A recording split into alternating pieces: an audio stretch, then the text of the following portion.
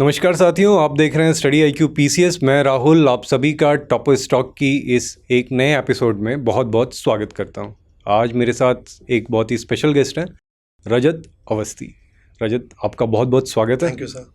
रजत के बारे में स्पेशल बात यह है कि इन्होंने मल्टीपल एग्जामिनेशंस की प्रिपरेशन करी हुई है, UPSC के लिए, UP PCS के लिए, और अल्टीमेटली अभी हाल ही में हुए जिसका हरियाणा PCS 2022 का रिजल्ट आया था, उसमें इनकी जो रैंकिंग थी 58 थी। तो रजत, सबसे पहले आपको बहुत बहुत कॉन्ग्रेचुलेशंस आपकी सफलता के लिए। तो रजत, जब रिजल्ट आया तो कैसा रहा? मतलब इतनी सारी डाइवर्स आपका स्ट्रगल रहा जो आपने प्रिपरेशन करी, तो उसके बाद जब फाइनली रिजल्ट आता है तो कैसी फीलिंग थी आपके लिए? सर फीलिंग तो बहुत अच्छी थी और वर्ड्स में शायद एक्सप्रेस ना हो पाए, क्योंकि सर बहुत ही इंतज़ार था इसका। एक्चुअली सर क्या था कि नवंबर में मेरे फादर का रिटायरमेंट हो रहा था, नवंबर 23 में, एंड अक्टूबर 23 में इसका रिज़ल्ट आया। और मैं परिवार में सर सबसे बड़ा हूँ, अपना मतलब मेरे छोटी बहन है और मेरे कज़न्स हैं, सब में सबसे बड़ा हूँ। तो सर एक सोसाइटल वो होता है कि प्रेशर की आपकी जॉब लग जाए बिफोर फादर रिटायर्स, तो वो सर हो गया। तो मतलब बहुत ही अच्छी सर फीलिंग थी। रजत, जैसे कि फादर आपके रिटायर हो रहे थे, मतलब UPSC या स्टेट PCS या बाकी एग्जामिनेशन, गवर्नमेंट एग्जामिनेशन की जितने लोग तैयारी करते हैं, जी सर। सबके साथ एक कॉमन प्रॉब्लम रहती है कि सोसाइटल प्रेशर जिसको आप कह रहे हो, या घर की रिस्पॉन्सिबिलिटी जो होती है वो सभी पे रहती है, और कहीं ना कहीं ये आप पे एक बहुत बड़ा प्रेशर क्रिएट करता है प्रिपरेशन के टाइम पे। बिल्कुल सर। तो इस चीज़ को आपने कैसे हैंडल किया था? प्रॉब्लम तो होती है, मुझे भी सर हुई। और इसका सर एक एग्जांपल था 2023 में ही सर, अप्रैल में UP PCS का रिजल्ट आया 2022 का फाइनल रिजल्ट। उसका सर मैंने इंटरव्यू दिया था and by 20 marks I miss the my name in final list. तो सर वो सर एक मेरे लिए काफ़ी लो पॉइंट था। उसके बाद क्योंकि सर आपके साथ साथ आपके फैमिली का भी एक हो जाता है कि एक्सपेक्टेशन बढ़ जाती है, एंड कभी कभी आप अपने आप को संभाल लेते हैं लेकिन शायद अपने पेरेंट्स को आप नहीं संभाल पाते। कई बार ऐसा होता है। तो ऐसे सिचुएशन में सर पहली बात तो सर हमें को जब भी कभी ऐसी सिचुएशन आए, हम लोग को याद करना चाहिए कि why we started the preparation, the reason why we started the preparation, वो हम लोग को स्ट्रॉन्ग करेगा, वो हम लोग को वापस वो शक्ति देगा दोबारा खड़े होने की। तो सर जब वो चीज़ हम ध्यान करते हैं। और सर दूसरी चीज़ थी कि सर मैं थोड़ी मेरी हॉबी है जैसे भगवत गीता और उपनिषद पढ़ने की। तो सर भगवत गीता से मैं काफ़ी इंस्पायर होता हूँ सर। तो जब भी मैं डिमोटिवेट होता था तो मुझे कोई ना कोई सर उसकी कोट ऐसी मिल जाती थी बाय गॉड्स ग्रेस की, जो मुझे वापस सर वो एनर्जी दे देती थी लड़ने की। तो भगवत गीता में कोई नहीं, मतलब उसके सभी कोट कभी भी आप रैंडम भी हाँ उठा के बिल्कुल सर। कुछ ना कुछ पढ़ लो ट्रू तो ट्रू सर। आपको उसके लाइफ के ट्रू लिए। सर। तो रजत, इसी में आपने बोला अगर आपको वाई पता है आप कर ले जाओगे, तो यस सर। आपका वाई क्या था? मतलब आपको इंस्पायर किस चीज़ ने किया था कि भाई इन गवर्नमेंट एग्जामिनेशंस की प्रिपरेशन करनी है? सर मेरे फादर गवर्नमेंट सर्विसेज में थे, स्टेट गवर्नमेंट में ही। सो उनका इंटरेक्शन काफ़ी सर जो ऑफिसर्स हैं PCS से और IAS उन सबसे होता रहता था। He used to tell me about their work profile and all these things. तो शुरुआत में सर डेफिनेटली वर्क प्रोफाइल ने मुझे अट्रैक्ट किया था टुवर्ड्स अ गवर्नमेंट जॉब। लेकिन जैसे जैसे सर टाइम पास होता है, आप UPSC प्रिपरेशन करते हैं, we study ethics and all different subjects, society, Indian society. हम लोग को सर पता चलता है कि what are the issues which are society is facing and what people of India are facing. So हम लोग को तो सर फिर उस टाइम एहसास होता है कि इस सर्विस से we can serve them in a better way. Although sir बहुत सारे तरीके हैं जिनसे सर्व कर सकते हैं, लेकिन I think this would be a better way to serve the people who need actually the. तो रजत, इसी में एक क्वेश्चन मैं लूँगा कि जब तैयारी करते हैं, आपने बोला आपने सोसाइटी के बारे में पढ़ लिया, आप बहुत सारी चीज़ें पढ़ते हो, सोसाइटी के बारे में पढ़ते हो, गवर्नेंस के बारे में पढ़ते हो, पॉलिटी पढ़ते हो, हिस्ट्री पढ़ते हो। तो ये सब पढ़ के कभी, जैसे आपने बोला कि एक मकसद था आपके सामने कि I have to serve the people, जो कि बहुत अच्छी चीज़ है, बट कई बार इतना सब पढ़ के मतलब एक वो नहीं होता है कि यार ये क्या ही है, मतलब कि वही, मतलब सिस्टम आपको इतना जटिल दिखता है, इतना कॉम्प्लिकेटेड दिखता है, इतना कॉम्प्लेक्स दिखता है, तो इंस्टेड ऑफ मोटिवेशन कभी वो डिमोटिवेटिंग टाइप का भी लगा था कि यार बहुत मुश्किल है चीज़ें मुश्किल इन द सेंस चेंज करने के लिए सर? चेंज करने के लिए। सर मुझे कभी नहीं लगा ऐसा, टू बी ट्रू। मुझे सर ऐसा लगा कि शायद वो होता है ना कि अगर कोई नहीं कर रहा है मैं उसको सोचूं कि कोई नहीं करेगा, या फिर सिस्टम बहुत टफ है उसको मैं कैसे कर पाऊंगा। सो शायद मैं अगर शुरू करूं तो शायद मुझसे सर कुछ लोग शायद मोटिवेट हों सर, और एक नहीं, दो नहीं, 3-4 लोग ही सर आ गए हैं धीरे धीरे। तो क्योंकि सर बिल्कुल सही बात है, सिस्टम बहुत कॉम्प्लेक्स है, इसको चेंज करना बहुत मुश्किल है। लेकिन सर अगर वो सोच के हम प्रयास ही ना करें चेंज करने का, वो सर गलत है। तो रजत, ये सुन के बहुत अच्छा लगा एंड आई जस्ट होप आपने क्वालिफाई किया, आप जैसे और भी लोग जिनका हौसला इतना बुलंद है वो लोग सिस्टम में है। जी सर। तो रजत, सिस्टम में तभी आप आएंगे जब आप अपने सीक्रेट्स बताओगे आपने कैसे क्वालिफाई किया। तो सबसे पहले रजत, सबसे बेसिक प्रॉब्लम वही रहती है कि प्रीलिम्स ही नहीं होता है। तो आपने ऐसी क्या चीज़ें करी जो आपका यूपी पीसीएस के भी आपने प्रीलिम्स क्वालिफाई करे, हरियाणा पीसीएस के भी करे, and I am very much sure जो आप यूपीएससी देने वाले हो वो भी क्वालिफाई करोगे। तो आपका सीक्रेट क्या था प्रीलिम्स क्रैक करने का? सर प्रीलिम्स का तो सर ये है कि बेसिकली हम जितना एमसीक्यूज़ प्रैक्टिस करें और साथ साथ ये ज़रूर देखें कि आप एमसीक्यू जो प्रैक्टिस कर रहे हैं वो पीवाईक्यू के पैटर्न पर हो।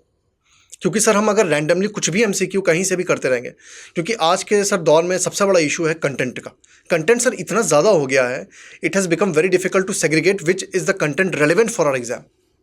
सो सर अगर इसको कहना सही होगा शायद कंटेंट टेररिज्म है इस time. Content sir is being bombarded on us like anything else. तो सर उसमें सेग्रीगेट करने के लिए best thing is syllabus first and second is PYQ. तो उसके हिसाब से हमें एमसीक्यू करने हैं सर, और PYQ should be the top priority.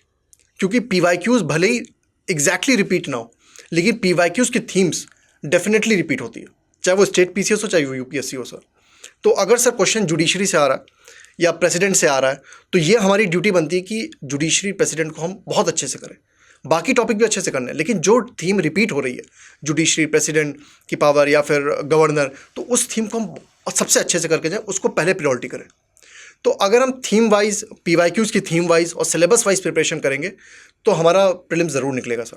रजत, इसी में एक चीज़ आती है, एमसीक्यूज़ प्रैक्टिस करते टाइम दो चीज़ें रहती हैं। एक, जब आप एमसीक्यू लगाना स्टार्ट करते हो तो आपको समझ में आता है कि यार अभी मुझे कॉन्सेप्ट क्लियर नहीं है। आप मतलब ले लो फंडामेंटल राइट्स के लगा रहे हो, डीपीएसपी पे लगा रहे हो, आपको नहीं समझ में आ रहा है कि मेरे को टॉपिक्स क्लियर है या नहीं है। तो इसमें सही टाइम क्या होता है ऐसे टाइम पे कि जब आपको लग रहा है कि नहीं समझ में आ रहा है, तो या आप पूरा टॉपिक पहले पढ़ लो, एक रीडिंग कर लो, एक बारी रिवाइज कर लो, समझ लो, उसके बाद आपको एमसीक्यूज़ लगाना स्टार्ट करना चाहिए। आपने टॉपिक उठाया, टॉपिक आपका ख़त्म हो गया, अपनी अंडरस्टैंडिंग चेक करने के लिए आपको एमसीक्यूज़ करना चाहिए। तो आप कौन से पैटर्न को फॉलो करते हो? सर पहले तो मैं स्टैंडर्ड सोर्स जो है, जैसे पॉलिटी का आपने सर जिक्र किया तो उसमें लक्ष्मीकांत बेस्ट सोर्स है, तो पहले सर बुक को कंप्लीट कर लेते हैं और फिर उसके बाद सर पीवाईक्यूज़ उठाते हैं। तो पीवाईक्यूज़ के द्वारा सर सेकंड चीज़ ये होती है कि जो मैंने पढ़ा है वो रिवाइज भी हो जाता है, क्योंकि कई बार सर चीज़ें हम लोग भूल जाते हैं। तो जब पीवाईक्यू सॉल्व करेंगे वो क्वेश्चन गलत होगा तो हमारी सर ड्यूटी बनती है, क्योंकि पीवाईक्यू सिर्फ या पीवाईक्यू या फिर एमसीक्यू सिर्फ लगाना नहीं है, प्रॉपर एनालिसिस मस्ट है सर। हम लोग क्या करते हैं 50 टेस्ट लगा लिया, 100 टेस्ट लगा लिया, बहुत अच्छा लग रहा है, टेस्ट आ रहा है, उसके नंबर देख लिए इतने अच्छे आ रहे हैं तो बड़े खुश हो गए, बुरे आ रहे हैं तो सर दुखी हो गए। तो एनालिसिस सर सबसे इंपॉर्टेंट है। पेपर देने में भले ही आपको समय 2 घंटे लगेगा, लेकिन एनालिसिस में शायद उससे ज़्यादा टाइम लगेगा, और वो सबसे इंपॉर्टेंट है। तो सर सबसे पहले आप स्टैंडर्ड सोर्स पढ़िए जो भी है, हिस्ट्री के वैसे मॉडर्न हिस्ट्री का स्पेक्ट्रम है, एंशिएंट मेडिवल में आप एनसीईआरटीज़ पढ़िए क्लास 11th की, ज्योग्राफी की भी NCERTs 6 to 12th, and same with for polity Laxmikanth पढ़िए। इकोनॉमी के लिए आप रमेश सिंह की बुक रेफर कर सकते हैं। तो आर्ट एंड कल्चर नीति संघ, तो पहले आप एक सब्जेक्ट करिए। पॉलिटी आपने कंप्लीट किया, कुछ लोग सर क्या करते हैं कि एक दिन में 2 सब्जेक्ट करते हैं, दे स्टडी 2 सब्जेक्ट्स, क्योंकि बोर हो जाते हैं कभी एक ही सब्जेक्ट को लगातार 10 to 15 डेज करके, तो 2 सब्जेक्ट लेके चलते हैं।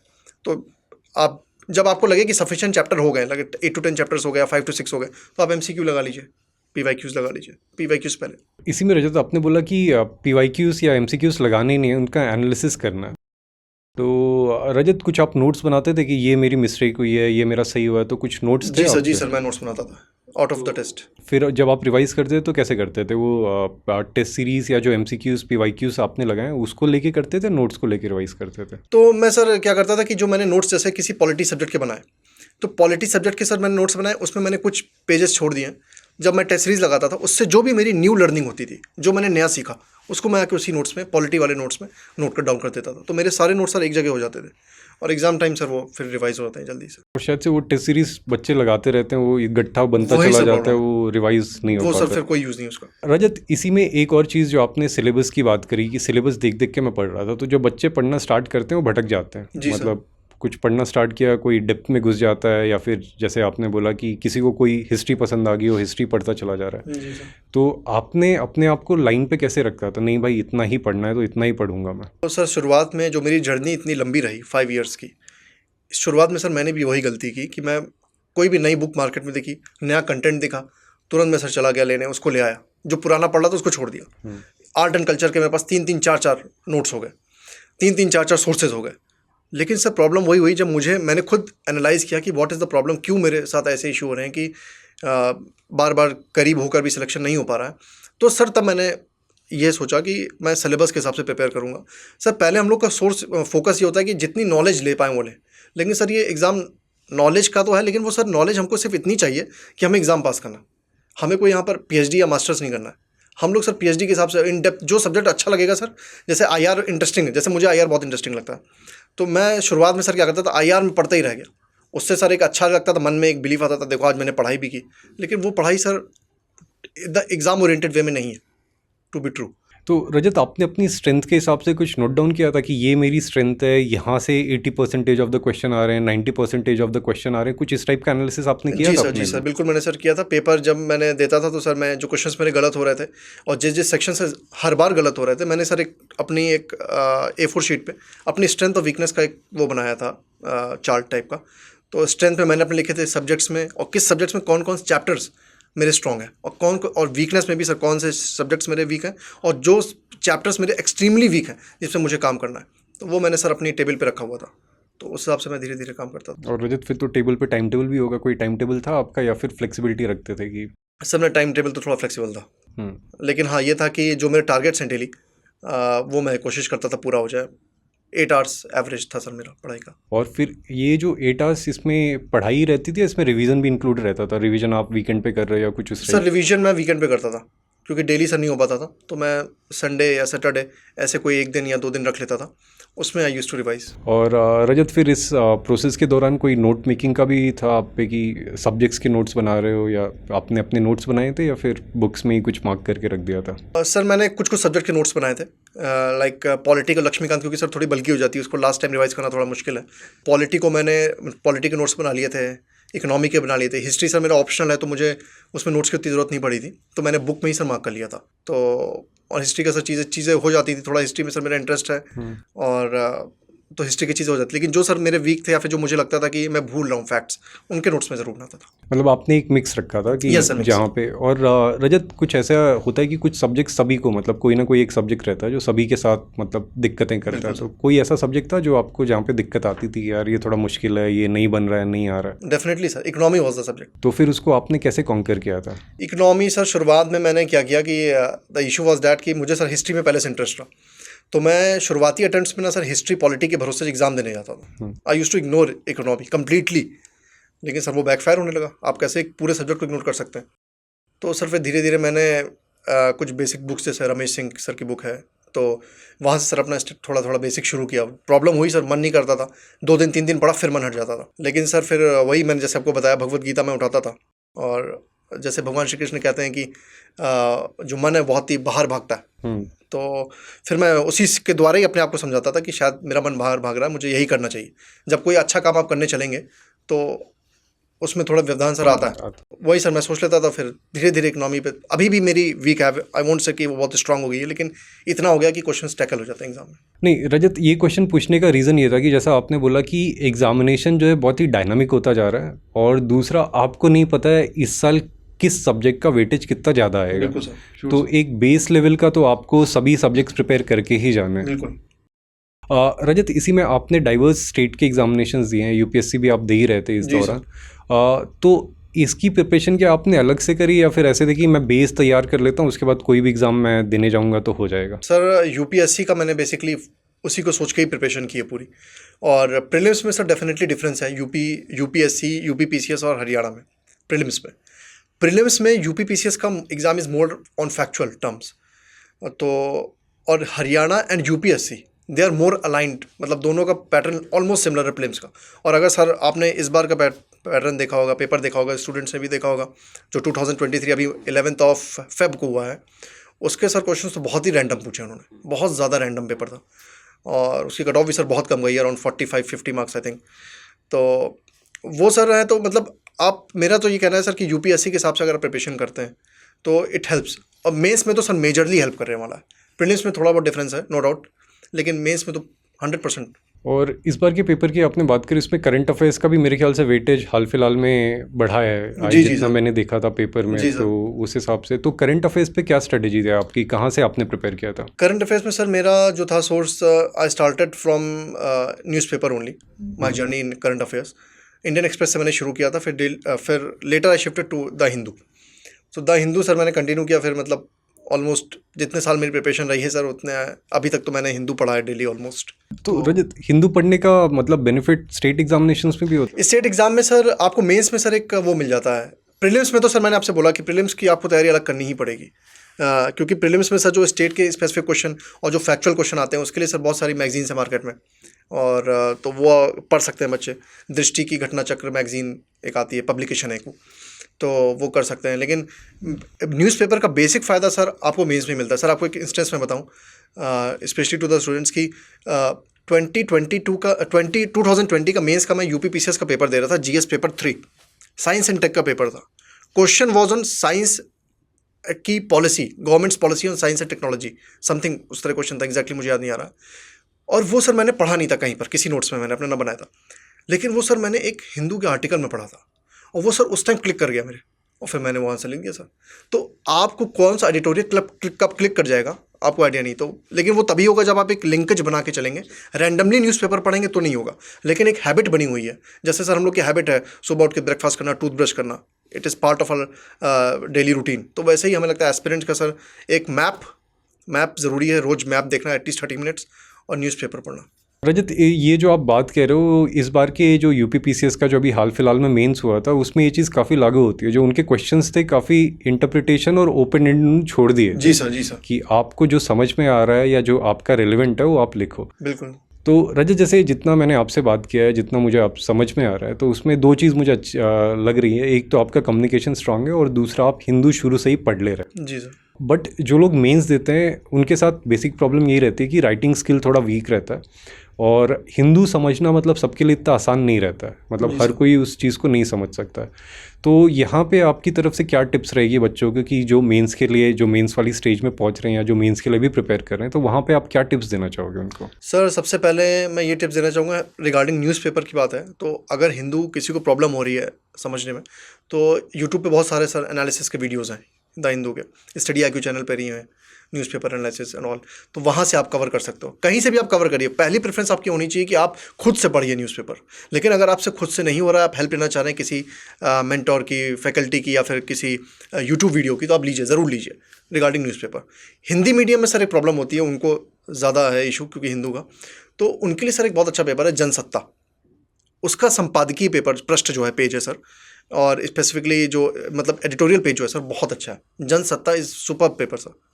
मेरे सर हिंदी मीडियम के कई सारे फ्रेंड्स हैं, तो वो उसको फॉलो करते हैं, तो they are also selected in services.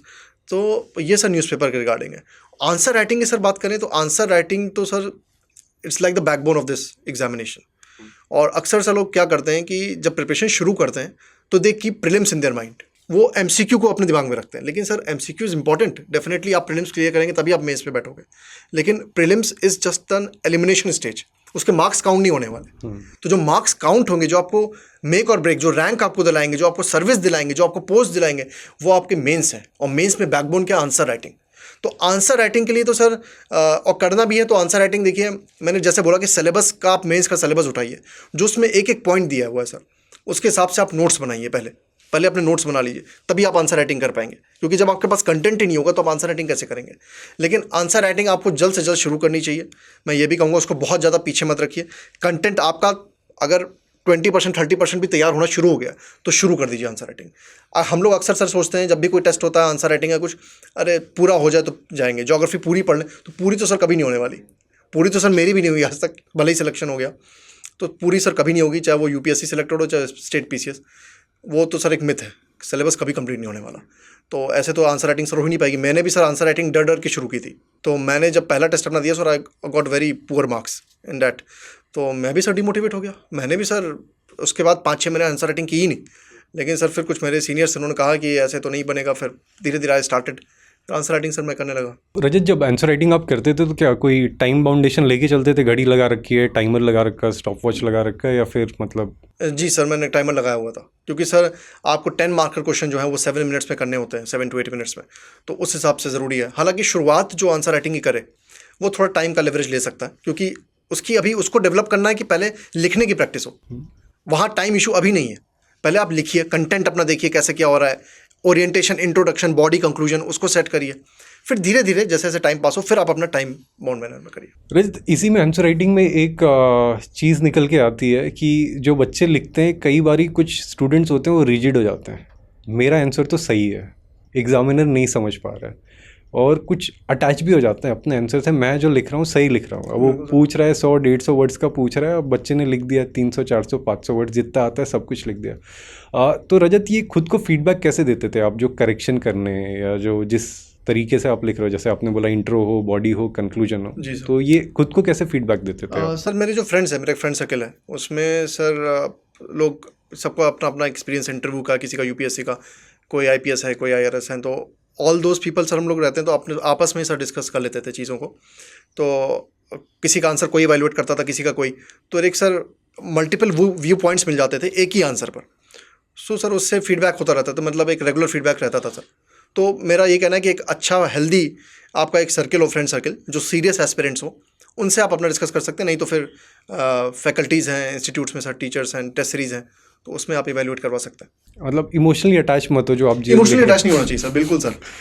ठीक है। तो रजत, इसके बाद इंटरव्यू वाली स्टेज पे आ जाते हैं। तो आपने यूपीपीसीएस के लिए भी 2 बार इंटरव्यूज़ दिया था, हरियाणा में आपने क्वालिफाई किया जी सर, और यूपीएससी का भी दे ही रहे हो जैसा मुझे दिख रहा है। तो रजत, क्या एक्सपीरियंस क्या रहा है, मतलब जो बच्चा इंटरव्यू स्टेज में जा रहा है, इंटरव्यू देने के लिए जा रहा है, तो उसके लिए आपका क्या सजेशन रहेगा? सर इंटरव्यू जो देने जा रहा है, मेरा उनसे यही सजेशन है कि आपका इंटरव्यू जब भी शेड्यूल्ड हो, उससे पहले के, उससे अराउंड 6 मंथ्स बिफोर के करंट अफेयर्स जो हैं, करंट इवेंट्स, नेशनल, इंटरनेशनल और आपके स्टेट के, हरियाणा, उत्तर प्रदेश, जो भी आपका स्टेट है, उसके करंट इवेंट्स अच्छे से करके जाएं। जिस डिस्ट्रिक्ट को आप बिलोंग करते हैं उसकी हिस्ट्री, ज्योग्राफी, पॉलिटी, सब कुछ आपको पता होना चाहिए। लोकसभा सीट्स कितनी, राज्यसभा सीट्स कितनी है, उसका हिस्ट्री क्या, ज्योग्राफी क्या, A to Z आपको पता होना चाहिए। अपनी हॉबीज़ अगर आपकी कोई है तो उस पर कमांड अच्छे से कर लीजिए। अक्सर सर लोग कहते हैं कि क्रिकेट मेरी हॉबी है, तो वो क्रिकेट से सर वो ये नहीं पूछेगा कि कितनी टीम में क्या प्लेयर होते हैं, वो सर बिल्कुल टेक्निकलिटी में आ जाएंगे क्रिकेट की। तो उस हिसाब से प्रिपेयर होके जाइए। जैसे सर मेरी हॉबी थी, वो थी reading philosophical books, Indian philosophy, तो they ask questions on me on Bhagavad Gita and Upanishad, Indian philosophy, तो वो सर मैं दे पाया क्योंकि वो मेरी सर हॉबी थी। तो कुछ लोग सर हॉबी बनाते हैं, उनकी होती नहीं, लेकिन दे प्रिटेंड कि दे रीड बुक्स, तो वहाँ पे सर कभी कभी झूठ पकड़ा जाता है। तो इंटरव्यू में आप झूठ ना बोलिए, सही रहिए, अपने आप को प्रेजेंटेबल फॉर्म में प्रेजेंट करिए और रूडली मत बात करिए, हम्बलनेस होनी चाहिए।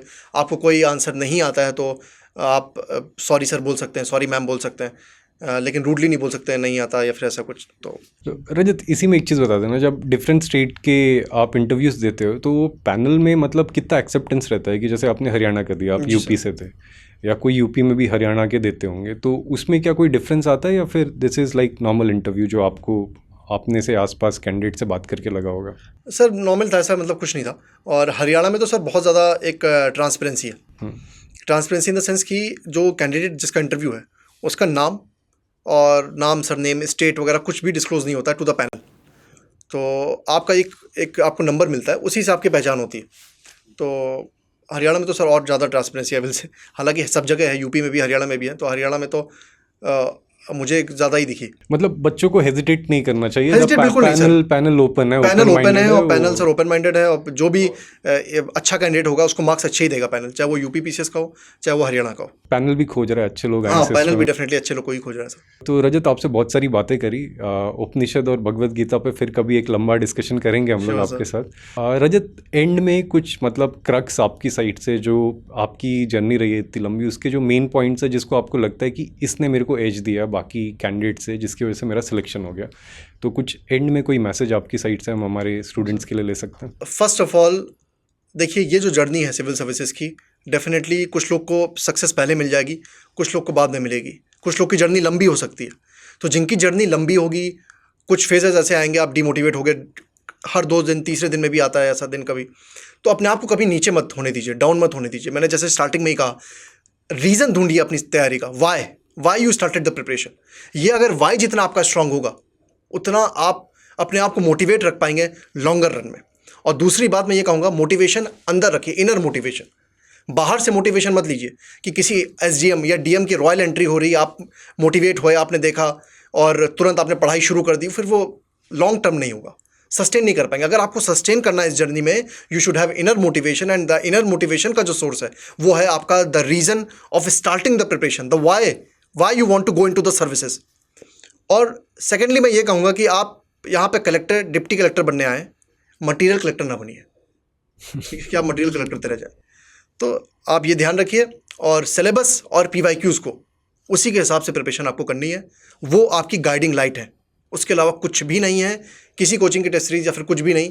पीवाईक्यूज़ एंड सिलेबस, उस हिसाब से प्रिपरेशन आप करेंगे तो आपको सक्सेस जल्दी मिलेगी। तो साथियों, ये थे हमारे साथ रजत हमारे साथ जुड़ने के लिए आपका बहुत बहुत धन्यवाद। Thank you sir.